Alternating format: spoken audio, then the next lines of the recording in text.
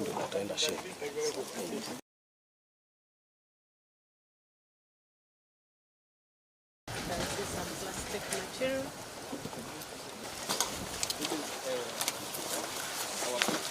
Resting area open. Yes. Nilisikia uchungu vile niliona kijana yangu SA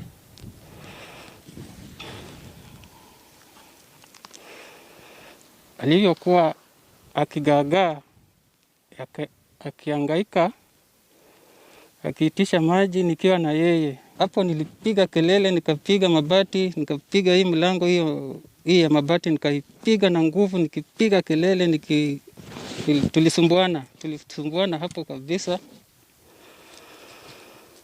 Sasa hawa wakaona ninawasumbua, wakaamua watoe mama na watoto wale waliobakia wawili, MA na FA, wakawapeleka kwa hii chumba ya huku chini.